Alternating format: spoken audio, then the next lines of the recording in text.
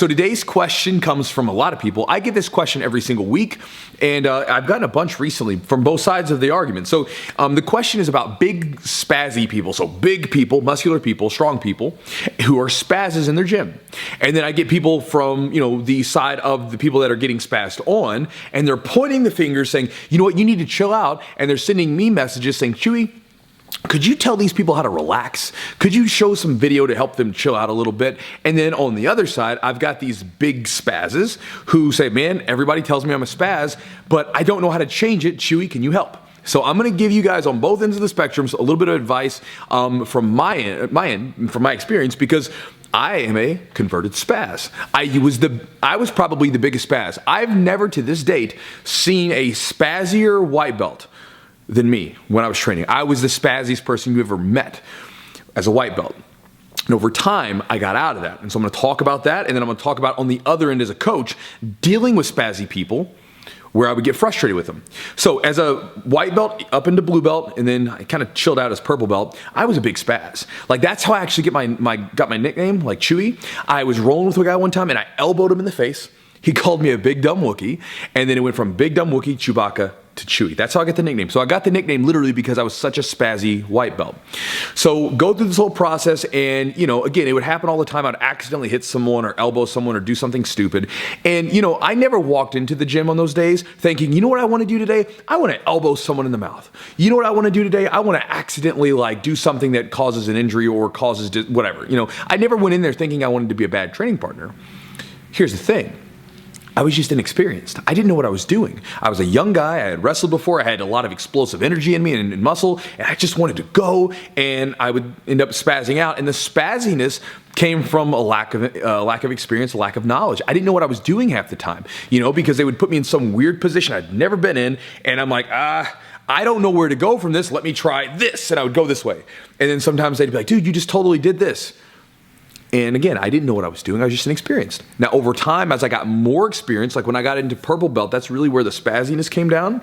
As a purple belt, I began to have a good idea of what's going on around in the positions. And that was when I was like, okay, they got me in De La Riva. I'm not just going to rip out. I'm going to point my knee out. I'm going to try to pass this guard.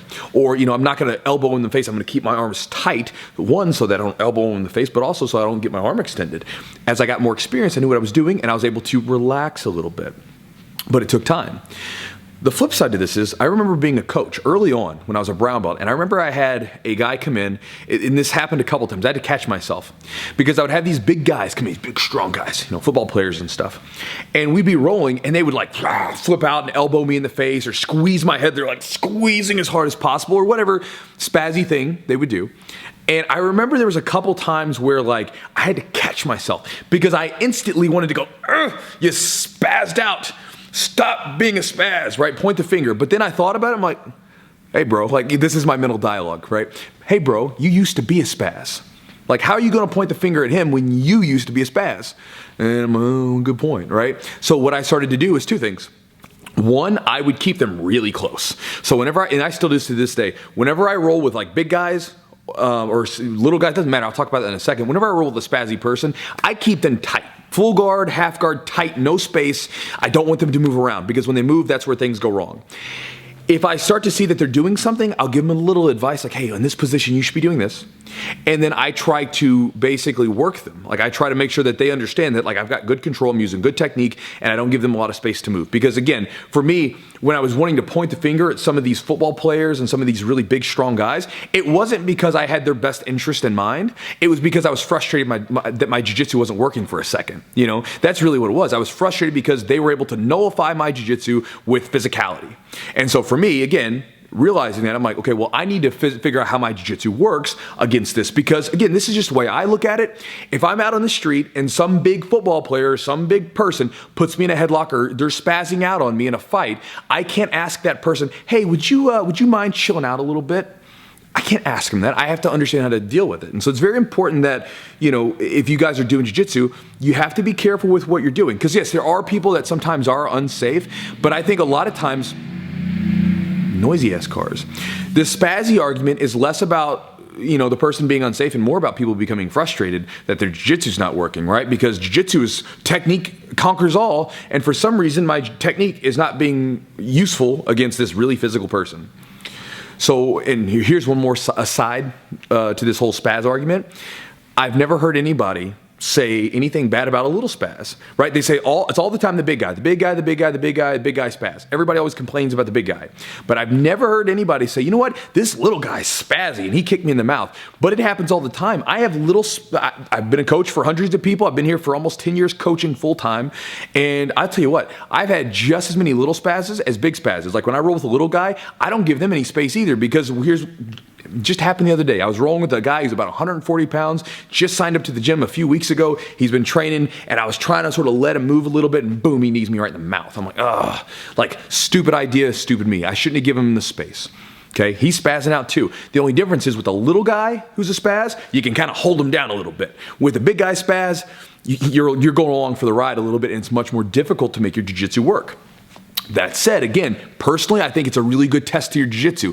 Can you use jiu-jitsu on a person that comes in outside the street and walks into your gym? Can you use it on them? It's a good test, because that's going to be like, to me, that's going to be a really good idea to whether or not your jiu-jitsu works when you leave the gym. Like, is it going to work against a guy who's not engaging like a jiu-jitsu practitioner? It's a super useful thing. Now, that's what I say first. Now, on the other side of this, the spaz is out there. When you guys are spazzy, understand that you want to. The big thing is be conscious about where your body is, right? It's just like breathing, Like I can sit there and breathe right now and not think about it, or I can be aware of it, right? It's those two things. A lot of times in jiu-jitsu, and especially early on, everything's happening so fast and it's so intense, you can't really think about anything going on, and your body's literally just moving on instinct. It reminds me a little bit of my buddy who was in the military. He said that the first time he was in like a firefight, right, like a gunfight on patrol, he was in Afghanistan. He said as soon as he heard the gunshot go off, everybody hit the dirt, and then he said he was reacting. He's going on instinct and doing, basically he'd been trained to do everything that he was doing. But he said after it was over, it was like a big blur. Right? He wasn't really conscious the whole time. He was going off instinct. And then he said that after a while, he became a little bit more relaxed, and it was like a little bit more like, sort of conscious when these situations were going on. And this is what's going to happen with your jiu-jitsu. If you're a spaz right now, don't fret. Trust me, from a converted spaz, it will come down a little bit, but it has to happen with experience. So as you get better and better and better, and you get more like information about all these different positions, then what you want to do is you want to just become conscious of what's going on. You just want to be like, where are my arms? Where's my body? Am I flailing about? Like, what am I doing? Right? Am I working on the techniques I'm supposed to be working on? Am I trying to get the right grips? Be aware of those things, because that'll, a lot of times, if you can do that, that will help sort of steer you away from like doing really crazy stuff that's going to injure your training partners. And then the other thing that you want to try to eventually develop, because a lot of times the spazzy people are typically just people that have a natural sort of way of being intense. They're just naturally more intense or aggressive. You want to have gears to your rolling.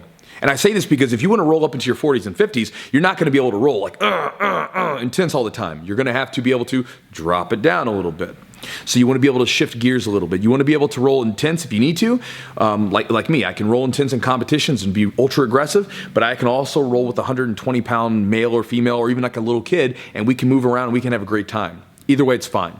You want to have those gears. You want to be able to shift gears depending on the situation. Because if you only got that one gear of intensity, maybe not now, but later on your body's going to pay for it, and you're going to definitely be in a bad spot. So for everybody watching this, if you're getting spazzed out on, if it's unsafe, be mindful of that. You can talk to someone. But what I would sort of give you some advice to do is learn to control them. Learn to use your jiu-jitsu against those people. Figure it out. It's not a fun situation. It's going to be a struggle. But again, everybody loves the motivational quotes and loves the memes. Hey, I want the struggle. Give me the struggle. The struggle's everything. The grind, all this stuff, right? They love these motivational memes.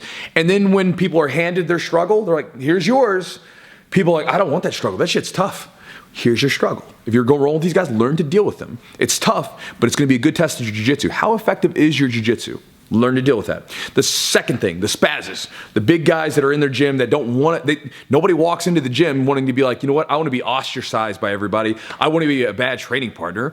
But again, you have a situation where you're super intense. Learn to have gears to that intensity. Learn to turn it on and learn to turn it off. Because that will, one, it will also help your jiu-jitsu improve over the time, but it'll also help you become a good training partner so you're not, accidentally injuring someone or putting yourself in weird positions, those sorts of things. But again, it typically comes with experience, as it did in my case, and as I've seen with lots of students in the gym, as it has with them. So guys, longer video today, but I hope this helps on both sides of the fence with this Spaz argument. Look, it's not something that someone walks in the gym and says, you know what, I want to be the spazziest guy in the room.